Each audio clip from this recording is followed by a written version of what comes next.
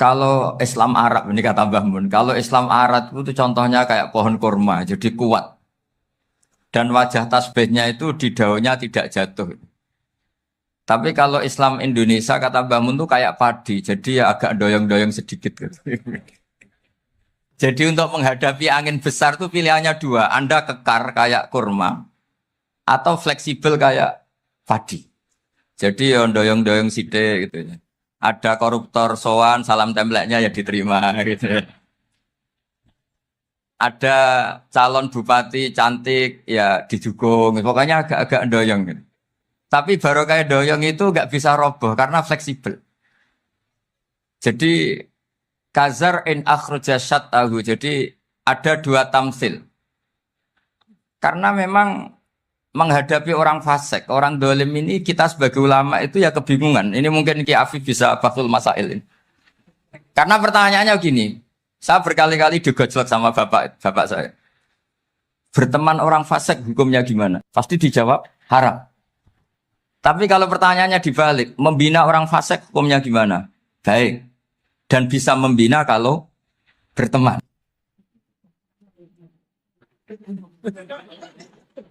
Makanya Gus Azaim pernah bikin seni deh, muktamar seni. Anggap saja madhabnya seperti itu. Gitu. Jadi ya agak doyong-doyong sedikit. Masa ketop berteman orang yang macam-macam. Tapi itu fleksibel. Nyatanya tetap soleh sampai sekarang gitu. Itu berarti itu ya gitu kata Bangun itu.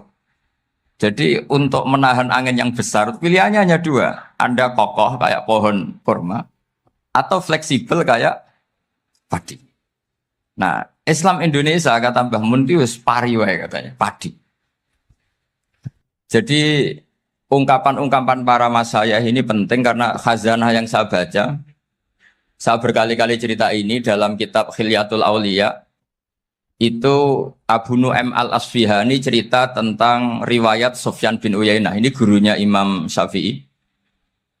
Itu setiap kali Nabi Isa dan Yahya, ini dua nabi yang sekurun, sama-sama masih muda. Nabi Yahya itu senengannya dolan ke orang-orang soleh, menyambangi orang-orang soleh. Tentu itu bagus. Tapi kalau Nabi Isa ini suka menyambangi orang-orang yang fasik, orang-orang yang nggak jelas. Ketika dua beliau ini ketemu, tentu yang perlu jawaban Nabi Isa karena kontroversi, berteman sama orang-orang yang nggak jelas. Kata beliau, innama ana tabibun udawil mardo. Seorang kiai, seorang nabi, orang yang baik itu ibarat dokter. Di mana-mana dokter tuh ngobati orang yang apa? Sakit. Kalau Anda dokter dan peneliti satu penyakit, pasti cari daerah yang banyak pandeminya. Masa neliti pandemi di orang-orang yang apa? Sehat. Jadi ini juga perlu dibahsul masail karena tadi dibolak-balik itu. Bina orang berteman orang fasik hukumnya haram karena wa in kana dasarin fajanibhu suratan. Tapi kalau bina orang fasik hukumnya baik. Bisa bina kalau berteman. Jadi fikih itu ya karena dibolak-balik. Makanya sholat juga gitu. Sholat yang tumak ninah yang lama itu ya bagus. Masa jagongan mbek pangeran nggak asik. Jagongan sama teman aja asik, masa jagongan sama pangeran tidak apa? Asik. Tapi kalau Ibnu Abbas sholat tuh cepat. Ketika ditanya, kenapa kalau Anda sholat cepat? Setan baru tata-tata mau goda, sudah selesai. Kata. Karena setan itu ya jaga jaim tuh, jaga image. Jadi kalau mau goda orang itu ya surinan dulu, macak-macak dulu. Ternyata mau ke situ sholatnya sudah selesai. Lah kebetulan mazhab saya itu yang kedua itu gitu. Jadi kalau Gus Azaim itu sholat lama sekali, itu ada madhab tandingan, yaitu madhab saya. Itu karena ini sepuh saya, meskipun top beliau tapi sepuh saya. Saya sudah 50, beliau baru 40. Ini berarti baru memulai kiai. Kalau pakai umur nubuah ini baru tapi memulai. Jadi madhab itu penting. Jadi pembanding itu harus diutarakan. Sehingga dalam fikih manapun, itu sebuah madhab, itu harus diuji itu lewat pembanding. Dulu itu setiap debat fikih antar ulama, itu mesti nggak ada yang menang. Misalnya saya kiai kelihatan miskin itu ya baik, supaya santri-santri yang miskin itu punya teman gitu. Karena rata-rata santri itu miskin. Nah, dikancani kiai kan seneng gitu. Tapi problemnya kiai yang miskin itu ya nggak bisa nolong santri karena dia sendiri apa? Miskin. Makanya dulu Imam Syafi'i itu pengagum orang miskin. Setelah ngaji Imam Malik tanya, ya Imam Malik, orang yang sealim jenengan itu siapa? Jawabnya Imam Malik lucu. Dulu Abu Hanifah, sekarang orangnya sudah meninggal ya. Ilmunya dititipkan atau diwaris oleh Muhammad bin Hasan Asy-Syaibani. Akhirnya Imam Syafi'i dibiayai Imam Malik ke Irak. Imam Syafi'i miskin, bisanya ke sana dibiayai Imam Malik. Itu seperti Abu Ya Said Muhammad masyhur, ini murid beliau. Kalau ada santri boyong kan mesti apa? Disangoni. Disangoni. Ketika datang ke Irak, Muhammad bin Hasan Asy-Syaibani itu nata uang, nata emas itu di ruang tamu. Jadi ngitung uang itu di ruang tamu. Miliatan. Ini kaget, ini kiai kok kedonyan kata Imam Syafi'i itu. Tapi apa kata Muhammad bin Hasan Asy-Syaibani? Anda kagum ini, Anda kaget ini. Kalau kamu menyoal orang soleh kaya, ini tak kasihkan orang-orang fasik. Biar dipakai judi, dipakai selingkuh, dipakai maksiat. Jangan-jangan. Harta ini harus tetap di orang soleh. Kalau ke orang fasik, bahaya. Berarti kiai boleh kaya. Boleh-boleh. Semenjak itu ada gerakan kiai kudu sugih. Ya ada yang kesampaian, ada yang enggak gitu saja. Tapi karena kalau pakai logika fikih, harta itu fitnah. Oke, seakan-akan harta itu masalah. Tapi kalau ini dikuasai orang dolim, maka masalah besar. Jika orang-orang soleh ini harus juga menguasai harta. Nah, terus lama-lama dikiaskan kekuasaan. Kalau yang kuasain orang fasik, orang tidak sholat, ribet. Akhirnya kiai terus dukung, ya akhirnya ikut politik tadi. Nak menawa bupatinya kena diatur gitu. Diatur kon sholat, orang yang sesi proposal, maksudnya diatur keng sholat maksud. Ini cerita-cerita apa logika-logika fikih.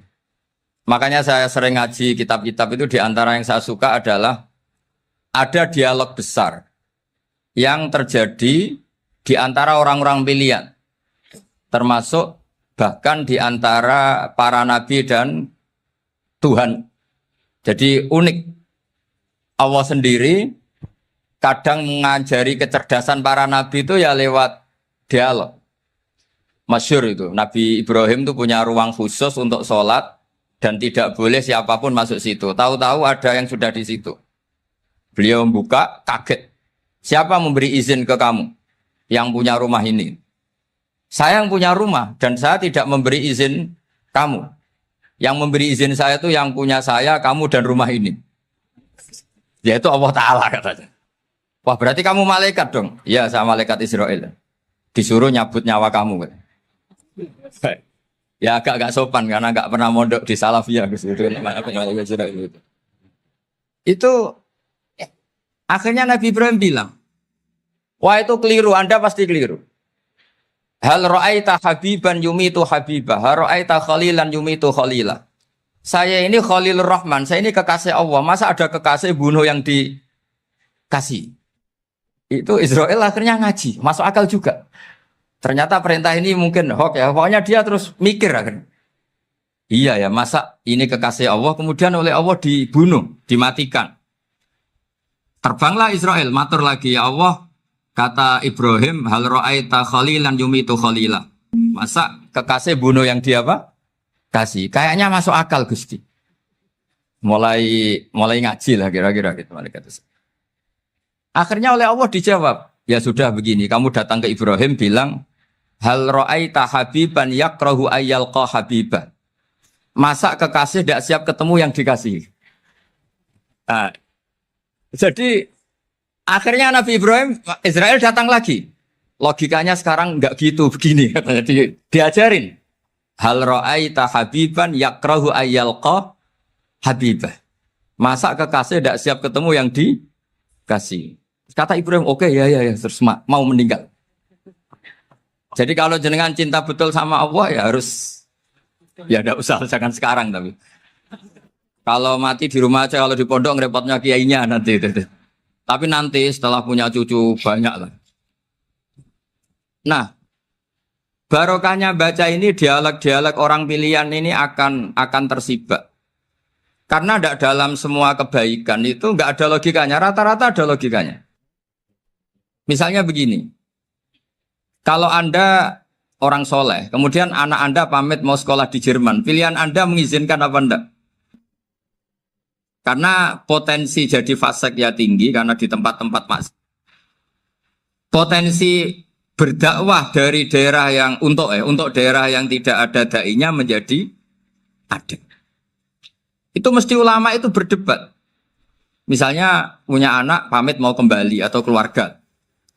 Yang satu cara berpikir optimis. Awal ada dai di beberapa negara Eropa itu ya barokahnya imigran, pekerja, mahasiswa. Dan semua itu bumi Allah, harus ada tasbih, harus ada tahmid. Dan itu harus dimulai dari kemauan atau mengizinkan anak asuh kita ke sana. Tapi di sisi yang lain potensi jadi fasik itu tinggi sekali. Mana iman pas-pasan. Nah hal-hal seperti ini itu pasti jadi perdebatan. Dan kita harus menjawab. Dan tadi kayaknya di semua Basul Masail, Pondok Salafiyah jawabnya pede semua. Nggak ada ragu, nggak ada khilaf. Baguslah kalau pede. Meskipun nanti mungkin ada ulama lain yang cara berpikir apa? Berbeda. Sehingga, ini saya cerita ya. Sehingga di kitab-kitab fikih, misalnya saya kok hidup di Bali, sudah punya komunitas ngaji. Itu kok saya pindah ke Sukorejo sini. Banyak ulama yang mengatakan haram. Karena membiarkan bumi Allah yang sudah pernah ada orang yang sujud, kemudian ditinggalkan kosong, dan kemudian dikuasai orang yang tidak sujud. Jadi dianggap itu pembiaran. Jadi banyak di kitab Qalyubi, sarahnya Mahalli, jika ada seorang muslim yang hidup di negara orang kafir, dia nyaman, tidak dapat teror, itu nggak boleh lagi pindah ke negara Islam yang sehat. Karena takutnya li'alla yastauliyal kafir tilkal buk'ah, supaya bumi itu tidak dikuasai orang kafir. Jadi ini hal-hal yang para fuqaha itu harus berdebat. Karena ini masalah-masalah furu'iyah. Sehingga mulai dulu ya banyak ulama yang nyun sewu berpolitik. Mulai Wali Songo sampai sekarang alhamdulillah yang minat banyak. Mungkin bedanya ikhlas sama tidaknya. Tapi kalau saya pernah dikeluhin utusan dari ya komunitas. Islam Indonesia itu dulu itu ceritanya banyak yang dari Kamboja. Kalau dulu orang cerita itu orang Cempa. Itu setelah di Indonesia besar Wali Songo dan Brawijaya 5 itu sudah mulai oleng, itu singkat cerita mereka berpikir ingin bikin kerajaan apa? Islam di Demak Mintoro dengan raja pertama yaitu Raden Fatah. Karena Raden Fatah ini putra Brawijaya. Padahal setelah jadi kerajaan ini era cucu sudah konflik, berebut kekuasaan. Akhirnya sampai jadi Jipang, jadi Jogja, jadi Solo, dan seterusnya. Tapi kata Mbah Mun itu tetap barokah. Karena orang Islam terus terbiasa mimpin. Sekeliru-keliru sidik, pokoknya orang Islam biasa mimpin. Sehingga zaman Mbah Hashim ya sudah mimpin Masumi, zaman Ki As'ad pengaruhnya besar. Sampai sekarang Kiai-Kiai pengaruhnya besar. Nah barokahnya Kiai-Kiai pengaruh besar ini sampai moral jadi ukuran. Misalnya sekarang ada calon bupati kok nggak sholat, itu pasti kalah. Jadi sholat itu jadi tolok ukur untuk calon apa? Bupati. Meskipun mungkin punya efek pura-pura sholat, tapi gak apa-apa lah. Sementing moral ini jadi ukuran. Sementara yang di Thailand, di Patani, itu karena dulu pelajarannya tasawuf, itu orang gak ambisi mimpin dunia. Tahu-tahu dipimpin. Dan akhirnya nyuwun sewu ya saake Islam-Islam yang dulu terlalu tasawuf. Karena gak punya pengalaman memimpin, akhirnya lazimnya konsekuensinya hanya dipimpin. Tapi Islam Indonesia beda. Karena kulino mimpin, itu akhirnya dari orang Islam biasa menjadi Islam yang sholat, sampai Islam yang bisa ngaji itu bisa mimpin negara. Tentu yang paling populer dimulai Gus Dur. Jadi ini sesuatu yang barokahnya istihad para kiai, sementing Islam kulino mimpin. Sehingga di Indonesia itu barokahnya itu, kebaikan itu jadi tolok ukur. Ada orang kok terkenal koruptor atau terkenal nyuwun sewu selingkuh atau terkenal apa itu pasti tidak jadi. Karena moral itu menjadi tolok ukur. Dan itu adalah politik para kiai.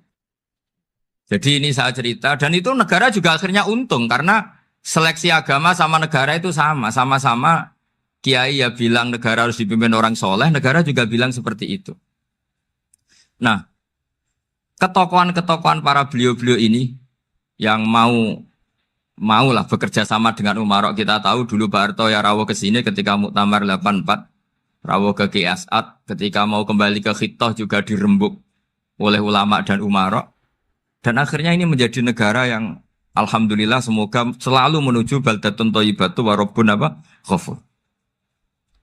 Nah, kemudian di sini saya tabarruk dengan Said Muhammad, gurunya Kiai Haji Azaim.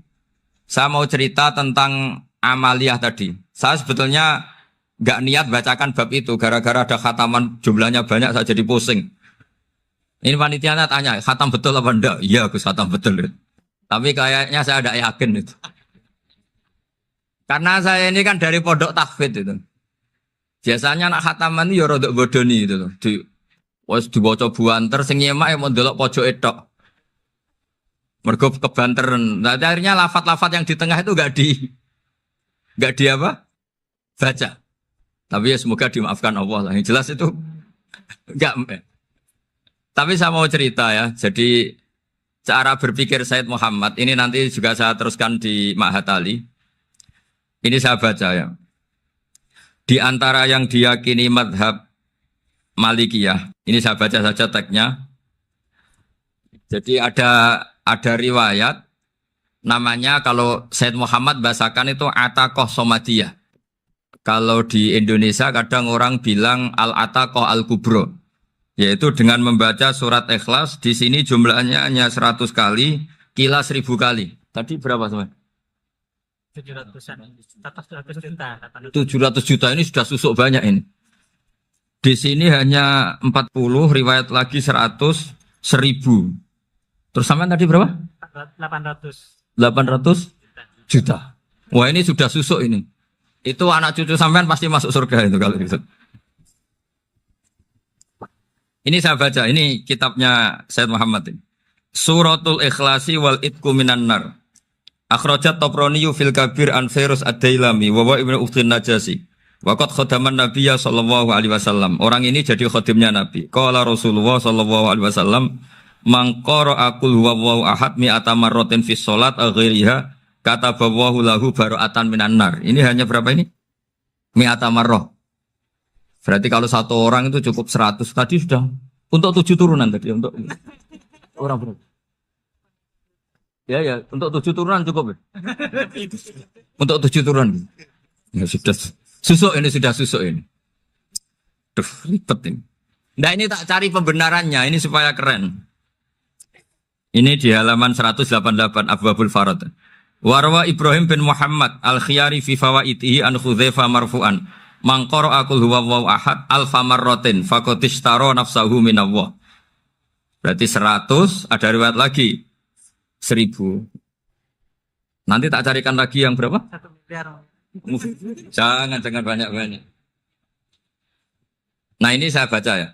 Wa hadzal adatu huwa al-ma'rufu bi ataqatis somadiyah. Wa qad nassa jama'atun min mutaakhiril malikiyah ala istihbabi ataqatis somadiyah. Wa haddu ala qiraatiha wa istimaliha. Minhum Asy-Syaikh Abdus Salam Al-Asmar sak terus ini. Jadi kullu haula'i istahabbu ataqatas somadiyah ma'atirafi ba'dihim kal misnawi bi syiddati fi hadisiha. I'timadan ala anna hadza minal fadha'il allati yutasahalu fiha. Faman sa'a yasta'milaha roja'a khusula ma fiha fala ba'sa bidzalik. Ala syarti alla ya'taqida thubuta dzalika anin nabi sallallahu alaihi wasallam hatta la yaqa'a fil kitsbi alaihi. Jadi intinya itu silahkan Anda bikin jumlah sesuai versi Anda. Yang penting Anda jangan kampanye kalau itu perintah Kanjeng Nabi Muhammad sallallahu alaihi wasallam. Karena kalau kamu atasnamakan Nabi kemudian jumlahnya sampai 800 berapa? 800 juta, berarti Nabi mengajarkan masyakoh pada umatnya. Jadi cukup yang riwayat itu di sini hanya 100 sama 1000. Jadi kalau jumlah tadi untuk 7 apa? Turunan. Jadi kamu harus ditutup dengan doa, ya Allah, semua itu bukan untuk saya tapi untuk 7 turunan. Tolong catat ya Allah. Karena Jadi artinya gini loh ya, orang Indonesia yang sering mempraktekkan atakosomadiyah itu bukan tanpa dalil.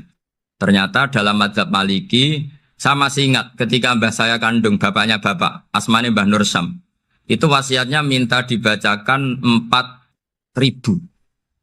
Yang baca pas itu ya bapak sama anak-anaknya. Dan kemudian alhamdulillah zaman akhir itu mulai agak ngawur. Kalau ada acara itu wong liya kon maca anake mlebu metu gak melok maca. Itu keliru, saya jamin itu keliru. Saya sering kalau mimpin di rumah, kalau yasinan di tonggo-tonggo kok anaknya gak maca saya keluar. Bapakmu wong liya kon maca kata saya gitu. Jadi itu menurut saya itu yang jelas saya sampai ngisi begini. Yang ada riwayatnya itu idza mata ibnu adam min qata amaluhu illa min salasin shadaqatin jariyah au ilmin yuntafa'u bi awaladin sholihin yatullah. Itu tidak ada di hadis au kiyayin sholihin yatullah. Yang ada itu awaladin apa? Sholihin. Jadi anaknya harus ikut. Kalau tidak ada usah kata. Akhirnya anaknya udah tinggi Gus nggih. Wah, akhirnya tak kei jagung paling akeh kula mendet sithik. Wong aku ora anake kok. Kadang-kadang enggak orang lain baca buahnya anaknya mau mlebu metu mau enggak no tamu mbek rokokan. Itu harus ditobatkan itu. Keliru itu. Karena nasnya bukan awkiyayin solihin tapi awaladin solihin. Ini bukan provokator, ini memang ya seperti itu. Nah terus tentang tadi la ilaha illallah yang didawahkan Gus Azaim. La ilaha illallah itu penting sekali, cuma saya mohon itu dielmoni lah.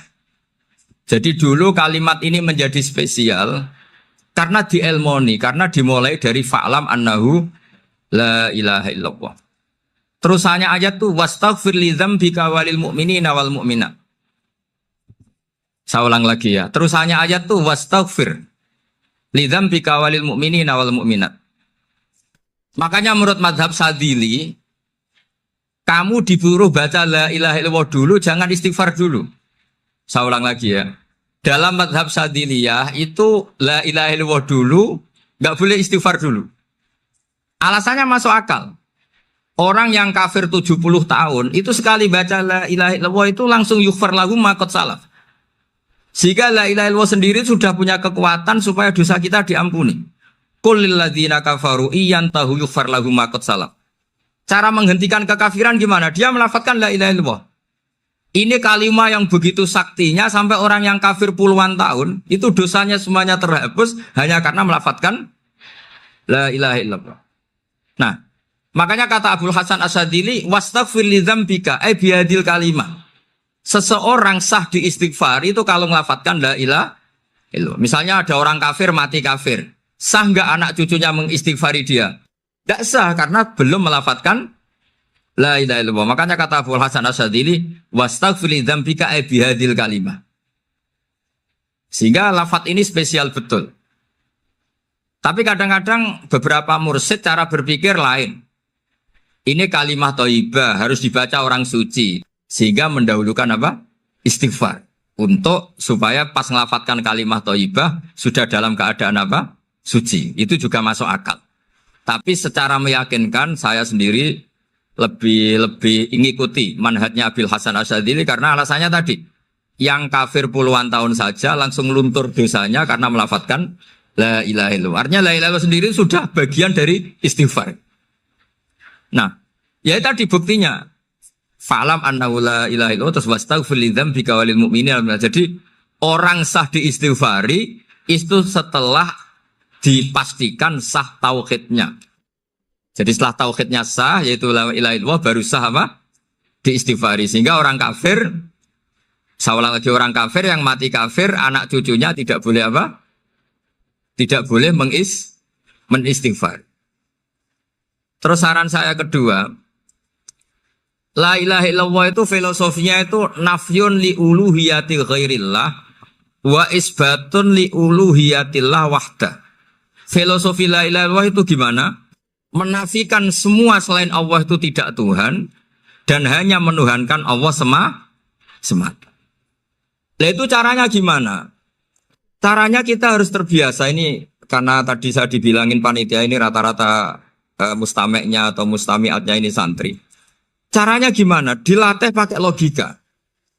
Saya berkali-kali cerita kalau ngaji, saya sekaligus kampanye. Allah itu Tuhan yang begitu fair. Untuk menjadi Tuhan, Allah mempersilahkan, ada kualifikasi Tuhan. Jadi boleh, dikompetisikan itu boleh, kata Allah. Gak apa-apa kamu ngaku Tuhan gitu, kata Allah. Tapi nak ngaku pangeran itu paling gak ya direputasi lah, ada verifikasinya. Dimulai dari apa? Ya kalau jadi Tuhan itu setidaknya bikin langit bumi lah, aturannya gitu. Jadi kalau daftar bupati ya daftarlah ke KPU. Masa tahu-tahu jadi apa? Tuhan kemudian tidak punya prestasi bikin langit bumi. Sehingga Allah itu cara ngendikan itu ya fair. Qul ara'aytum ma tad'una min dunillah aruni madza khalaqu minal ardi am lahum syirkun fis samawat. Coba yang kamu tuhankan selain saya, prestasinya apa? Ketika saya bikin bumi itu apa ikut bikin? Terus am lahum syirkun fis samawat. Kalau bikin langit, kalau nggak bisa ya urun lah gitu. Urun semen apa urun bego, pokoknya urun lah gitu. Urun ora, gawe bumi ora, ngerti-ngerti ngaku jadi pangeran. Kul hatu burhanakum. Jadi ya kan ya lucu kan, misalnya syarat kiai di Salafiyah kan keluarga Kiai As'ad, cucunya ngaji ngalim. Orang keluarga Kiai As'ad terus aku kiai utama di Salafiyah. Oh mesti di penjara ya. Lah yo gak gawe langit bumi, gak ada prestasi terus ngaku sebagai apa? Tuhan. Sehingga fair. Makanya saya berkali-kali cerita. Jubair bin Mut'im itu punya anak namanya Muhammad. Ini sudah orang alim, Muhammad bin Jubair bin Mut'im. Itu cerita awala Islami Abi. Mut'im itu orang pinter sekali. Saking pinternya dia jadi delegasinya orang Quraisy datang ke Rasulullah sebagai negosiator untuk membebaskan Asra Badrin. Tawanan perang apa? Badar. Yang namanya disuruh itu pasti orang pinter. Tapi apa yang terjadi ketika nginep di masjid? Karena zaman itu gak ada hotel. Nanti jadi geger. Orang musyrik nginep di masjid hukumnya gimana? Bahsul masail tok. Zaman itu mau tidak mau. Kalau sekarang kan ada hotel, kiai juga punya wisma. Apa yang terjadi? Orang ini cerdas sekali. Dan delalah Nabi pas sholat maghrib itu baca wattur wa kitabi mastur sampai am khalaqus samawati wal ard. Ya kalau kamu jadi Tuhan ya setidaknya menciptakan langit bumi lah. Namanya jadi Tuhan ya ada persyaratan kan. Paling tidak punya reputasi menciptakan langit bumi. Atau kalau jadi Tuhan setidaknya reputasinya itu enggak diciptakan yang lain. Am khuliqu min ghairi syai'in. Ini jadi Tuhan kok punya bapak, punya ibu. Ini jadi Tuhan kok lahirnya di bumi. Ada tanggal lahirnya, ada tahun. Masa jadi Tuhan kok dulu buminya. Semuanya walhasil tuh. Akhirnya Nabi ketika salam sholat maghrib, dia datang. Ya Rasulullah, akalku habis oleh ayat yang barusan kau baca. Sudah saya Islam saja. Argumentasi selain Allah Tuhan itu batal. Itu, nah saya mohon santri-santri Salafiyah itu baca Quran sampai seperti itu. Jadi jangan hanya khataman banyak-banyakan maksudnya. Ini bukan nyindir ini, ngamuk ini. Jadi ya khatamannya tadilah 1000 atau berapa lah, jangan banyak-banyak. Juga kasihan malaikat yang nyatet kan. Wong baru subhanallah alhamdulillah aja di teks hadisnya abad al malaikah kan ditete. Itu baru subhanallah alhamdulillah itu sudah mencapaikan malaikat. Makanya saya wiridan tuh arang-arang kasihan malaikat karena nanti jadi itu ya ada madhabnya itu jadi kalau Gus Azaim sholat lama tak saingi sholat cepet itu sama-sama ada madhabnya. Yang cepet kayak saya tadi setan pas tata-tata mau goda pas rukuk saya sudah itidal. Mau goda itidal saya sudah sujud, pusing dia. Tapi jangan tiru ini madhab yang agak-agak khusus lah sudah. Cara orang Madura agak khilaf tuh. Khilaf ya. Khilaf ini agak khilaf ini sudah. Tapi saya ingin lah. Sampean kalau ngaji Quran itu dilatih berlogika. Jadi Allah itu fair. Gak apa-apa kalian ngaku Tuhan tuh gak apa-apa, tapi tunjukkan prestasi kamu apa. Aruni madza khalaqu minal ardi am lahum syirkun fis samawati. Am khalaqus samawati wal ard. Diulang lagi am khuliqu min ghairi syai'in. Setidaknya kalau jadi Tuhan itu ya enggak butuh yang lain lah. Masa jadi Tuhan kok wujudnya saja butuh orang lain, butuh bumi, eksistensinya butuh makan, butuh minum. Makanya Allah cara meniadakan uluhiyah selainnya itu Allah itu redaksinya itu mengena sekali. Yaitu tadi dengan cara-cara seperti itu. Sebagian ayat disebutkan ma asyattuhum khalqas samawati wal ardi wala khalqa anfusihim. Wong Tuhan kok nggak punya reputasi bikin langit, bikin bumi, bahkan untuk menciptakan dirinya sendiri saja nggak bisa. Ya sudahlah, kamu nggak usah ngaku Tuhan, nggak level katanya dia tahu gitu. Akhirnya terus ditemukan Tuhan yang sejati, yaitu wal awwal wal akhir wal zahiru wal batin. Nah, itu yang Mut'im ini tadi termasuk orang yang sangat cerdas sekali. Padahal itu bacanya bukan pas basul masail, enggak. Nabi pas sholat maghrib. Juga bukan pas ceramah, enggak. Tapi itu didengarkan. Makanya termasuk ini spesial untuk hormat saya kepada Ki As'ad. Makanya saya ini kalau mentasjek santri-santri, ini agak sensitif, tapi sudah saya tidak perlu takut fitnah. Saya termasuk kenapa saya ingin jadi ahli tafsir, tentu yang membentuk itu Mbah Maimun dan bapak saya. Bapak saya itu hafal Quran kayak hafal Fatihah. Saking senangnya Quran itu. Mungkin bisa kamu saingi itu. Itu adalah orang kafir itu bisa paham Quran. Itu sangat menyinggung saya. Orang kafir itu bisa paham Quran. Ketika Umar Islam itu karena mendengar apa coba? Mendengar apa? Quran. Dan itu masih kafir apa sudah Islam? Masih kafir karena kalimat-kalimat yang di Quran itu begitu jelas wal kitabil mubin sehingga didengarkan orang kafir pun tuh ngefek. Makanya ketika Umar datang ke saudari putrinya kemudian dengar Toha ma anzalna alaikal Quran apa? Litasqa itu dia terus iman. Begitu juga Mut'im. Itu ketika dengar Nabi baca surat At-Tur ya langsung iman. Makanya kata Ibnu Jarir At-Tabari, kamu jangan pernah bilang gini, syaratnya paham Quran itu harus alim, harus gini.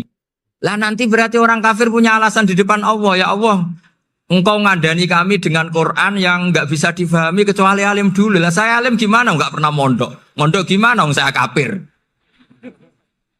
Jadi artinya gini loh, kata Ibnu Jarir At-Tabari, Allah tidak mungkin mengatakan gini. Ifhamil Quran bima la fahmalaka. Quran itu harus kamu fahami. Sementara orang kafir karena lafadznya Quran khusus gak bisa memahami. Makanya Quran itu dibaca. Itu banyak orang kafir yang menjadi muslim karena mendengar apa? Al-Quran. Padahal kafir. Nah termasuk tadi Muhammad bin Jubair bin Mut'im ini itu menjadi Islam ya, karena mendengar Quran. Padahal dia saat itu masih apa? Kafir. Karena tadi logika misalnya nggak paham secara lafadz Arab. Sekarang misalnya nyuwun sewu ada orang ateis. Saya pernah didatangi seorang ateis yang nggak percaya Tuhan. Saya mau Islam Pak Ba, asal Anda bisa menjelaskan Tuhan itu siapa. Coba Quran dibaca secara makna, tidak secara lafadz tapi secara makna. Begini misalnya, ada orang ateis datang ke saya, Pak, saya mau Islam, asal Anda bisa menjelaskan Tuhan itu siapa. Terus saya tanya, ini ngajak goblok-goblokan apa pinter-pinteran, kata saya. Terus dia jawab, ngajak pinter-pinteran Pak, saya ini doktor katanya. Maksudnya di akademiknya dia doktor, mungkin jurusan matematika atau apa, tapi di ketuhanannya jeblok. Terus tak tanya, kalau ini ada kertas, kamu suka ada rumusnya apa suka ada? Ya suka ada rumusnya. Kenapa ada kertas? Ya karena ada yang bikin. Nah kira-kira berstatus membikin atau membuat itu sesuatunya maujud apa enggak? Ya pasti maujud lah, pasti ada. Ya sudah, anggap Tuhan itu adalah sebab dari semua yang ada. Masa alam yang seperti ini, langit dan bumi ini maujudat, kemudian kamu katakan kholaqohal adam, bahwa alam raya yang maujud ini diciptakan oleh ketiadaan. Ya juga, berarti Tuhan itu ya. Ya itu yang namanya Tuhan. Lah mulai dulu kiai-kiai ngomong gitu kan saya Islam katanya. Jadi kiai-kiai itu kadang-kadang kalau dakwah pokoknya KBU digawe Tuhan. Beda dengan dakwanya orang-orang mantek. Orang-orang mantek itu kan nggak pernah nyebut Allah. Ini alam hawadis, la budda min muhdis. Meskipun mereka, nah muhdis ini menurut Islam namanya Allah. Tapi sebetulnya kan nggak langsung bilang Allah. Jadi tak kasih tahu, alam raya ini mewujud nggak? Ya mewujud Pak.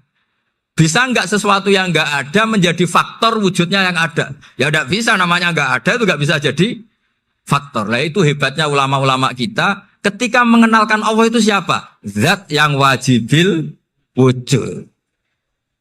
Jadi kita ini kalah pinter ulama-ulama dulu. Ya alhamdulillah kalahnya sama ulama dulu. Kalau kalah sama ulama sekarang isin lah. Jadi ulama dulu sudah pinter. Pasti pertanyaan dasar manusia, hadil maujudat itu man khalaqaha, siapa yang menciptakan? Kalau kamu langsung jawab Allah atau Tuhan, mereka pasti tidak nerima. Ya jawab saja, hadil maujudat mesti khalaqaha maujudun. Nah berhubung maujud ini berstatus pencipta, harus super. Lah super ini oleh ulama disebut wajibul wujud atau musabbibul asbab. Yang oleh Islam dinamai Allah. Tapi kita langsung ngomong Allah, ya mesti aja bingungkan kan bagi yang bingung maksudnya. Ya saya mohonlah kalimat-kalimat la ilaha illallah itu diamatilah, diresapi sampai seperti penjelasan saya ini, sehingga punya kualitas ilmu. Karena syaratnya memang fa'lam, harus punya kualitas apa? Ilmu. Ilmu itu apa? Ma'rifatus syai' ala ma huwa alaih. Mengenal sesuatu sesuai detail-detail sifatnya sesuatu itu. Misalnya kalau Allah sudah jadi Tuhan, ya harusnya qabla kulli syai'. Masa Tuhan sama yang dituhani wujudnya dulu yang dituhani. Ditemukanlah sifat awal atau qadim. Makanya benar Gus Azaim tadi kalau sudah bertauhid harus hafal akidah berapa khamsin. Dimulai apa? Wujud. Kenapa harus dikatakan wujud? Karena alam raya ini kadung maujudan. Hadhil alam maujudun. Masa maujudun khalaqahul adam? Masa maujudat khalaqahul adam? Nah itu yang disebut am khuliqu min ghairi syai'in am humul khaliqun. Jadi saya mohon semohon-mohonnya cobalah tradisi-tradisi lihat baru ayat ini dihidupkan lagi sehingga kita baca Quran itu sekaligus menjadi orang yang sangat argumentatif. Karena Quran adalah qul falillahil hujjatul baligh. Dilatih. Jangan bosan dilatih. Makanya kalau saya baca ayat-ayat seperti itu cek fair Allah. Fair betul. Enggak apa-apa saya punya pesaing kata Allah, tapi yang imbang dong. Pas aku gawe langit ya bantulah. Atau ada langit tandingan lah kira-kira gitu. Kalau saya bikin bumi ya ada bumi. Nah misalnya sekarang orang Cina bikin matahari, materinya dari mana coba? Dari yang sudah ada sekarang kan? Tetap saja agak ikut bikin kan? Tapi kalau Allah bikin langit bumi minal adam minal wujud. Kalau mereka paling rekayasa yang sudah wujud adik. Nah harus sampai seperti itu. Sampai kata Gus Azim kul hatu apa? Burhanakum dan. Jadi ini cara-cara kita untuk menguatkan iman. Aruni madza khalaqu minal ardi am lahum syirkun fis samawati. Terus kata Allah, itu nih bi kitab min qabli hadza au atharatim min ilmin. Kalau kamu enggak setuju teori ini kata Allah, cari kitab suci versi Anda. Aturan jadi Tuhan itu apa coba? Ya tetap saja semua kitab suci akan mengatakan di mana-mana Tuhan itu pencipta langit dan bumi. Jangan yang lahir di bumi jadi Tuhan. Jangan Lata Uzza jadi Tuhan. Jangan karena sakti jadi Tuhan. Nah ini di sini pentingnya ilmu balaghah, ilmu mantek yang alhamdulillah di pondok-pondok kita masih diajari. Makanya kata mantek sebetulnya ilmu akal hanya menemukan hadil maujudat khalaqaha maujudun. Nah yang maujud ini siapa? Ya wajibul wujud. Nah kemudian Islam menamai ini Allah Subhanahu wa ta'ala. Makanya ulama dulu itu kalau ngetikan Allah itu siapa? Zat sing wajibul wujud. Itu filosofinya luar biasa. Karena dengan seperti ini bisa menafikan teori ateisme. Bahwa alam raya ini diciptakan oleh ketiadaan. Makanya saya bilang tadi, ngajak goblok-goblokan apa pinter-pinteran gitu. Lah nek ngajak goblok-goblokan yang ini hadhil maujudat khalaqahal adam. Terus kita goblok bareng. Loh iya kan barang maujud diciptakan yang tidak maujud. Wong ora wujud kok mempengaruhi sing wujud. Ya monggo nak goblok bareng kata. Akhirnya, gak lho Gus, saya ini dokter masa kamu ajak goblok? Ya sudah pinter saja kata saya. Alhamdulillah karena debat kecil ini dia menjadi nyaman lagi dengan apa? Islam. Memang saya tentu nggak bisa disalahkan doktoralnya karena di ilmu yang selain apa? Teologi gitu. Tapi kan polanya dia pasti pinter. Makanya ini sekaligus mengingatkan anak-anak lah. Kecakapan menjelaskan itu harus dilatih. Karena di antara kelebihannya Quran itu wal kitabil apa? Mubin. Yaitu kitab yang punya kemampuan menjelaskan. Ini yang terakhir saya beri contoh. Terakhir ini penjelasan Quran. Dulu orang kafir itu cara berpikir itu begini. Muhammad, urusan kita ini banyak, problem kita banyak. Masa iya urusan yang banyak ini cukup dengan satu Tuhan? Kalau problem banyak ya Tuhannya harus banyak. Ada Tuhan pohon, Tuhan hujan. Kayak Cina itu ada Dewi Kuan Im keberuntungan, ada yang sial. Yang pokoknya diurus yang banyak lah. Maka mereka bilang aja'alal alihata ilaha wahida inna hadza la syai'un ujab. Ini aneh urusan banyak kok Tuhannya satu ini aneh lah. Tapi Nabi secara sabar dan yang diomongnya orang kafir. Tidak anak Mahatali, orang kafir. Jadi nanti kalau anak Mahatali gak paham Quran kebangetan orang kafir saja paham. Akhirnya Nabi secara santai, secara rileks memberi penjelasan gini. Kalau Anda menjadi buruh, kalau orang Arab dulu bilang abdan. Kamu suka enggak punya majikan banyak, perintahnya beda-beda, semuanya memaksa kamu untuk nurut. Sama punya majikan satu yang baik. Ya enggak suka lah Muhammad kalau majikan saya banyak, semuanya berhak merintah saya, enggak enak. Majikannya satu saya, satu saja. Terus kata Nabi, Tuhanmu itu majikan kamu. Kalau Tuhannya banyak, kamu bingung. Berarti perintahnya banyak. Akhirnya mereka paham. Dan itu segampang itu Allah memberi penjelasan.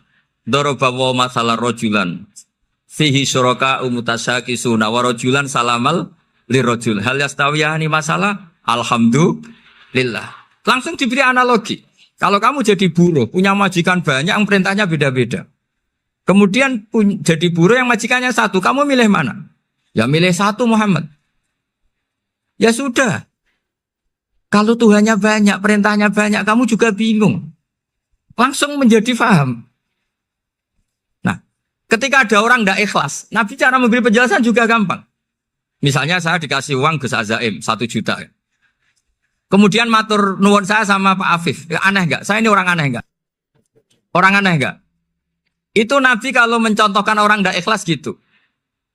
Kata Rasulullah, orang tidak ikhlas itu sebagaimana orang beli budak.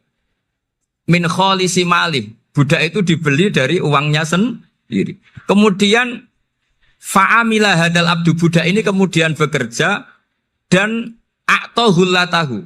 Hasilnya dikasihkan sama orang lain. Terus Nabi memberi percontohan.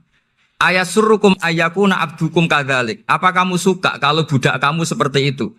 Dulu orang-orang dulu kan beli budak untuk disuruh bekerja terus disuruh setor apa? Hasilnya. Jadi budaknya kamu yang beli, yang biayai. Kalau sekarang mungkin gak ada budak gini lah. Saya nyuruh Zaid, tak kasih mobil, tak kasih bensin, tak kasih uang jalan supaya narik angkot.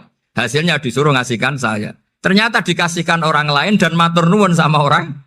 Kamu suka punya budak seperti itu? Ya tidak suka ya Rasulullah. Ya ibaratnya seperti itu. Bumi yang bikin Allah, nyawa kamu yang bikin Allah, semua fasilitas dari Allah. Kemudian kamu menyembah selain Allah. Segampang itu. Dan Nabi telaten sampai dulu yang mayoritas orang kafir menjadi mayoritas Muslim. Dan semuanya tanpa paksaan. La ikroha fiddin. Karena qad tabayyana rusdu minal ghayy. Nah, cara tabayana gimana? Yaitu punya kemampuan menjelaskan. Wal kitabil apa? Mubin. Ini makanya saya mohon lah. Ini saya mohon semohon-mohonnya anak-anak ini kan kader-kadernya Mbak Samsul Arifin, Mbak As'ad, Gus Fawaid, sekarang Gus Azaim, semuanya harus punya kemampuan wal kitabil apa? Mubin. Sehingga di antara sifatnya Nabi itu fatonah, punya kecerdasan. Nabi itu gak pernah debat kalah. Itu meskipun sudah terdesak gak pernah kalah. Pernah Nabi itu ngendikan la'adwa walatiorata. Tidak ada penyakit menular. Ada orang yang mungkin kurang suka iseng, ada onta yang sudah gudiken dijejerno sama yang waras. Ternyata yang waras jadi gudiken. Akhirnya Nabi diundang lah kira-kira gitu. Ya Rasulullah, kata engkau gak ada penyakit menular. Tapi ini onta yang gak gudiken tak jejerkan yang gudiken ikut gudiken. Berarti kan menular. Nabi santai jawab. Faman jarrobal awal. Lalu yang pertama gudiken ketularan siapa katanya. Wah kalau ini asli Nabi ya sudah seperti itu. Jadi ngiranya dia menang karena yang gudikan pertama nulari yang kedua. Ternyata Nabi tanyanya lagi, faman jarrobal awala, yang gudikan yang pertama siapa? Oh ini asli ya maksud saya itu. Jadi Nabi itu gak pernah kalah. Karena Nabi punya apa? Fatona. Jadi saya mohon, ya tadi makanya ini efeknya itu khatamannya gak boleh banyak-banyak ya. Maksud saya kalau musim khataman ya gak apa-apa, khataman banyak-banyak. Tapi kalau gak musim khataman ya musim-musim tadabbur gitu. Tapi kalau ini musim khataman gimana monggo lah. Cuma saya kok kasihan malaikatnya tadi. Ya, matur mawon minta maaf. Assalamualaikum warahmatullahi wabarakatuh.